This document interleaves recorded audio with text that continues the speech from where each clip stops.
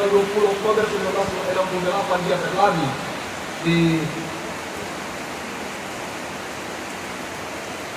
sebuah perlombaan di Olimpiade Meksiko.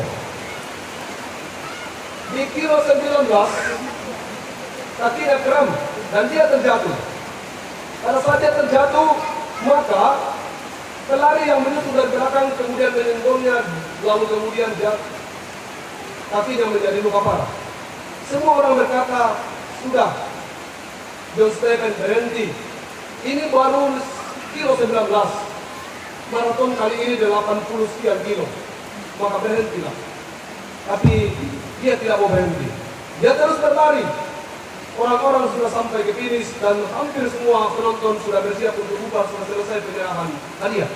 Tiba-tiba ada seorang pelari namanya John Stephen Akwari masuk ke dalam stadion. Orang kaget dan berdiri, memberi dia standing applause. Semua orang berdiri dan memberi tepuk tangan. Apa yang ditepuk tangani? Bukan karena dia menjadi juara, tetapi orang berkata, luar biasa. Dia kemudian terus berlari. Waktu diwawancarai, apa jawabannya? Kenapa Anda terus berlari? Orang sudah selesai menerima piala. Semua pertandingan sudah berakhir. Kenapa Anda terus berlari? Dia katakan begini.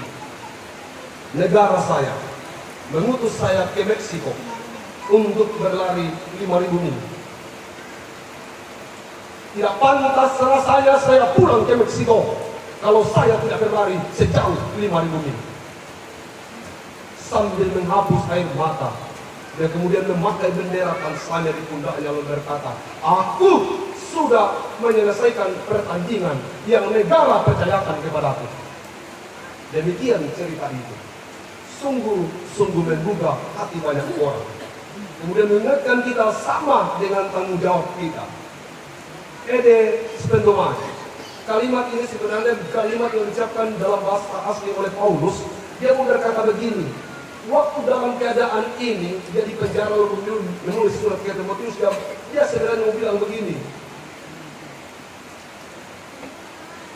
rasa-rasanya sebentar lagi aku akan mati martir. Rasa-rasanya sebentar lagi aku akan mati martir. Ada perasaan dari Paulus, semakin dia terjepit, semakin dia mengalami kesulitan yang luar biasa, penderitaan yang begitu menyakitkan, dia makin merasa sebentar lagi aku akan mati martir.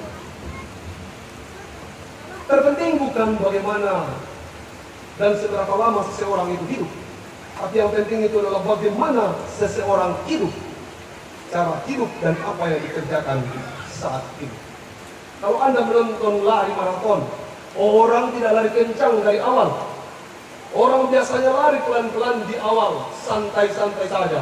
Tetapi semakin mendekati finish, orang akan menambah kecepatan sekencang-kencangnya agar cepat masuk finish. Tapi kalau kita melihat dunia sekarang, semakin dekat finish, semakin kita ingin mengulur-ulur waktu supaya tidak sampai dulu di finish. Biarkan yang tua dulu ke finish, kita yang muda-muda jangan dulu. Berbeda dengan lari maraton, semakin ketahuan bahwa finish semakin dekat, maka orang-orang akan berlomba. Apa yang saya mau katakan dari renungan ini tentang Ede Spendomai, tentang mencapai garis akhir, bahwa sungguhnya saya pribadi terkagum-kagum dengan almarhum sahabat saya ini. Kalau saya buta seperti dia dan pincang seperti dia, jangan dulu buta, pincang seperti dia, pasti sudah menjadi alasan pertama untuk tidak melayani Tuhan. Saya tidak tahu bernyanyi sudah menjadi alasan untuk tidak jadi pendeta sebenarnya. Apalagi kalau mau pincang, apalagi kalau mau buta.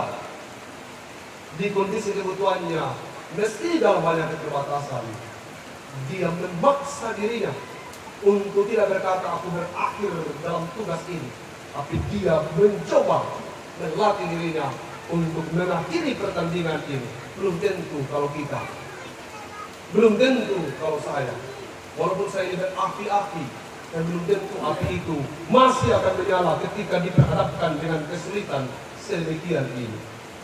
Makanya saya berkata bahwa seharusnya di ujung hidupnya surat ini sampai kepadanya.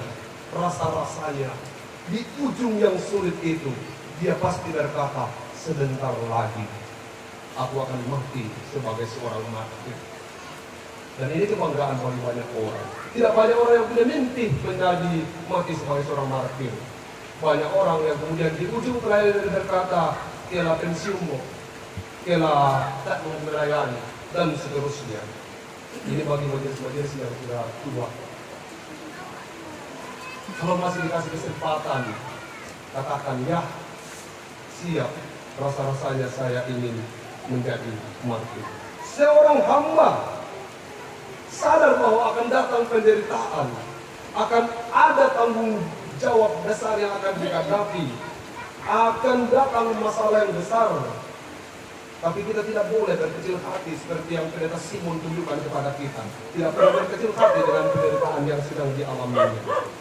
Dia berlari terus, berlari dengan kaki berdarah, berlari tanpa melihat kemana arah dia harus berlari. Hanya dalam hatinya bahwa aku harus mengakhiri pertandingan ini. Tidak harus dengan mata melihat, tapi juga dengan mata yang sudah buta. Sebab itu kita percaya apa yang telah dilakukannya telah mengakhiri pertandingan ini dengan baik, bukan tanpa masalah, bukan tanpa pergumulan. Hal itu adalah lumrah dalam kehidupan manusia. Peristiwa yang dialami oleh kekasih kita ini juga sebenarnya membuat saya tersadar bahwa itulah alasan saya mengabadikan seluruh khotbah-khotbah saya, mengabadikan kegiatan-kegiatan bergereja saya.